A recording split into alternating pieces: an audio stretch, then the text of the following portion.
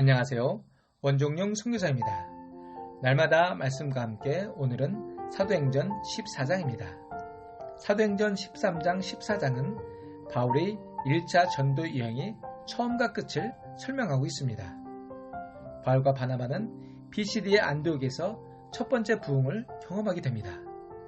그러나 그 다음은 첫 번째 박해가 기다리고 있었습니다. 유대인들에 의해 쫓겨난 그들은 이제 이고니온 지역으로 가게 됩니다. 그러나 이곳에서도 그들은 부흥을 경험하지만 다시 핍박으로 인해 다시 그곳을 떠나 루스드라와 더베로 가서 복음을 전하게 됩니다. 오늘 14장의 주된 도시는 이고니아와 루스드라입니다. 선교적 전력으로 보면 이 두 지역은 전력적으로 다르게 접근해야 하는 지역입니다. 완전히 틀린 배경을 가진 두 지역을 통해서 사도 바울 일행은 어떻게 복음을 전했는지 그 전력을 보여주는 배경이 되고 있습니다. 이고니온 사람들은 기존의 회당에서 율법적인 말씀과 바울의 복음적인 성령의 역사하시는 설교를 듣게 됩니다. 그들에게는 유대 랍비의 말씀과는 비교가 안 되는 바울의 설교를 듣자 그들의 성령의 감동으로 많은 무리가 예수를 믿게 되었습니다. 그러나 이고니온 성도들은 마음을 온전히 잡지는 못했습니다. 마음은 뜨거운데 순종치 아니한 유대인들이 사도 바울 일행들을 이단이라 하고 그들에게 악한 감정을 마구마구 쏟아 부었기 때문입니다. 그런데 사도들이 잘한 일이 있었습니다. 사도들은 오랫동안 머물면서 주를 힘입어 그들에게 복음을 증거했습니다. 바울의 1차 전도 여행에서 가장 많은 시간을 보낸 곳이 바로 이곳입니다. 그들이 이고니온에서 유대인들의 선동에 의해 도망가면 이고니온 성도들은 다시 유대교로 돌아갈 것이 분명하였기에 사도들은 여기서 포기하고 갈 수는 없는 것이었습니다. 여기서 계속해서 복음을 전하였더니 표적과 기사가 나타나기 시작했습니다. 하나님은 어마어마한 표적과 기적을 일으키시어 이 사도들의 말이 진리라는 것을 증명해 주셨습니다. 악한 감정으로 선도하던 유대인들이 이 사태의 심각성을 깨닫자 이제는 사도들을 죽이려고 합니다. 사도들이 다시 박해를 피해 이동한 지역이 루스드라 지역입니다. 루스드라 지역은 기존의 사도 바울이 생각했던 선교적 배경이 완전히 다른 지역입니다. 바울의 선교 전략은 먼저 유대인들이 있는 회당에 가서 복음을 전하는 것이었습니다.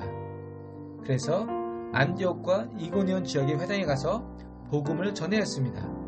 그러나 루스드라 지역은 회당이 없었습니다. 회당이 없다는 것은 유대인들이 없다는 증거입니다.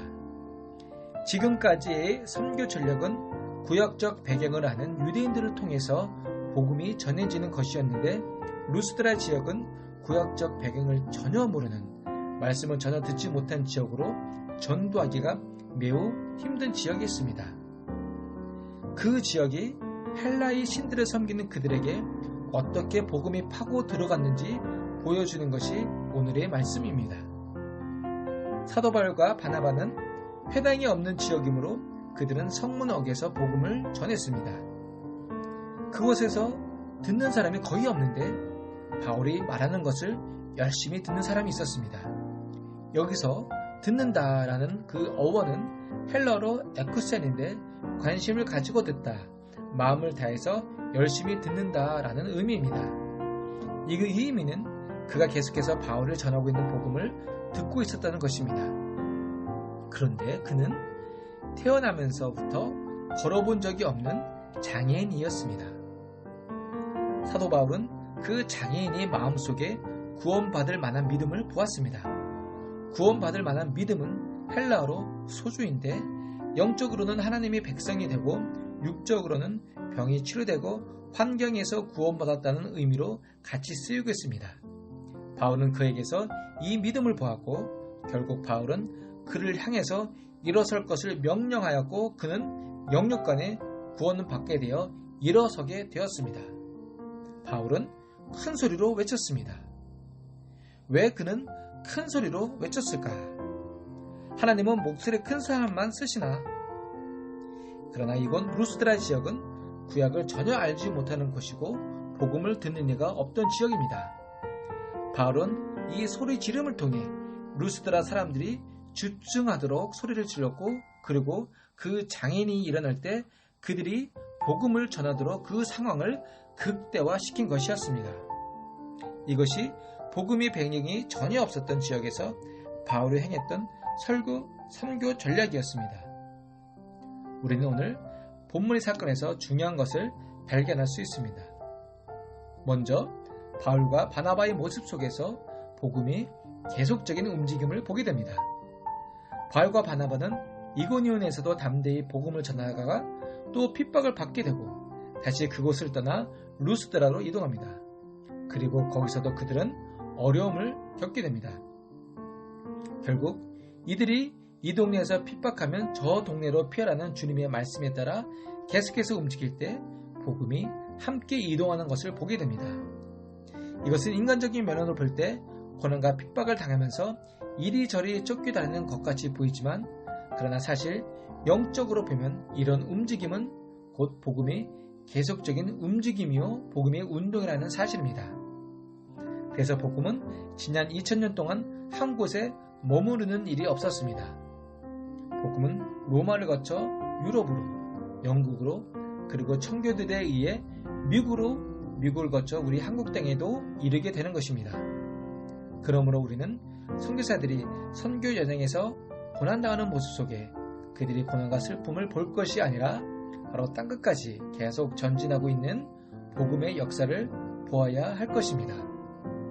복음은 어떤 순간에도 어떤 상황에도 절대로 멈추지 않습니다.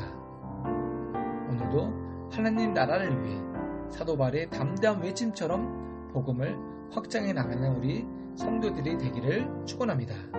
아멘. 기도하겠습니다. 하나님, 오늘도 하나님 나라의 확장을 위해 복음을 들고 가는 우리 성도들을 축복하시고 어떠한 환난과 고난이 우리에게 있을지라도 믿음으로 승리할 수 있는 성도들이 되게 인도하옵소서. 예수님 이름으로 기도했습니다. 아멘.